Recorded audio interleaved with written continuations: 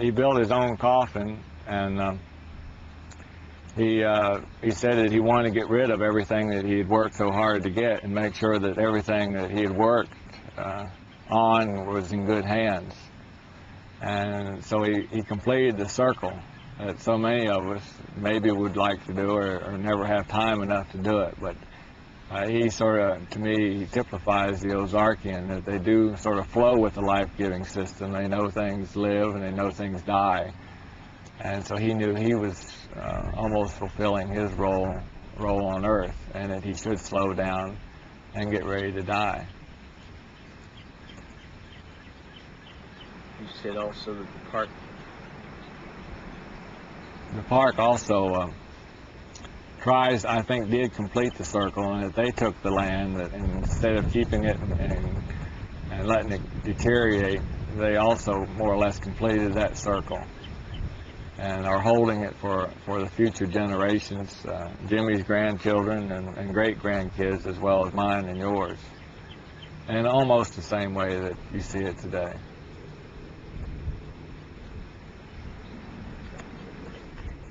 The only avenue which we've created for the non-Ozarkian to reflect Ozark culture is a second person, to say that one of the locals told me this is the way you did such and such, or an old story around here that I've heard from down at the coffee shops at Bob's Cafe in Eminence is that the coon hunters go out at 5 o'clock and fox hunters and thus and so. So the hiring of Ozark people it's a pretty high concern to me, because you can't reflect a culture unless you have people, me, that have roots here in the system. You have the basic reason why people come here is the river. It's a diversion from their own world. They come here to float the river, to get on it, and to me, to be controlled by a little bit higher power than themselves and driving a car. They like that free-flowing system of all of a sudden they're a part of an energy system that they have no control over. It's very rewarding and very relaxing. It's a let-go type of thing. Everything else is sort of secondary. After they maybe stay on the river for a while and become in tune with this system that they're flowing in, then the Ozark culture, the life of the aquatic plants, the little darters that go along the river might become primary. And then they start identifying that, or trying to identify its role in the aquatic system, or why there's blind cave salamanders, or maybe they might see a bat and they find out that that's an endangered species. But all these things are rewarding, but it's a secondary reward. The first one is sort of to let go, to relax, to sit back in the canoe and become part of a living system.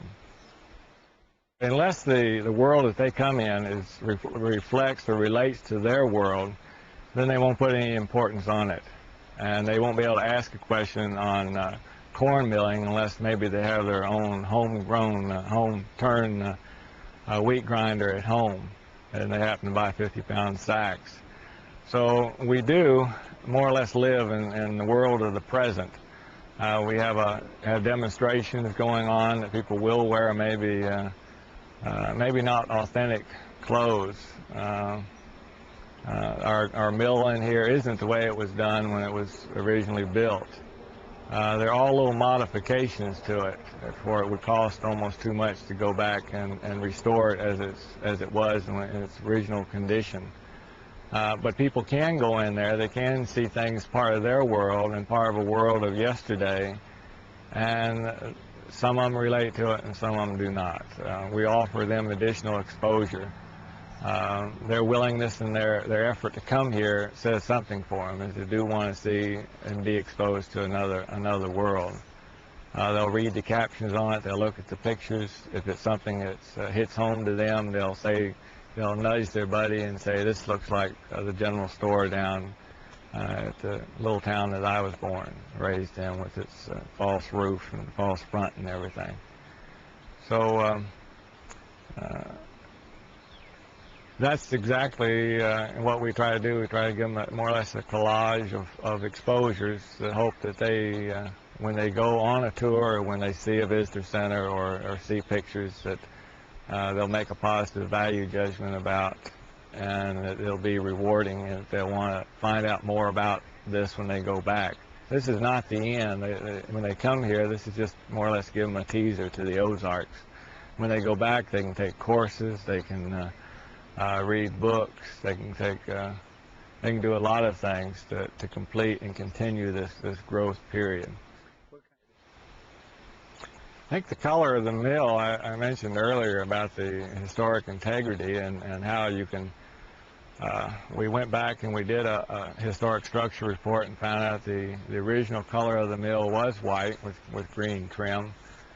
And then after the mill became of lesser importance, how the area was used as a recreational area, and at that time the state took it over along in the 30s, and they painted it red. So most of the people that are in their 40s and 50s today, they remembered it as being red. So the old issue comes up for history's sake and for for milling. Do we paint it? We go back to its original white with green trim, or do we go with the red? When most of the people come here and they have a family reunion, they want to relive the time when they first saw it as being red. It has not been, the issue has not been decided. We're painting it today mainly as a preventative for further deterioration.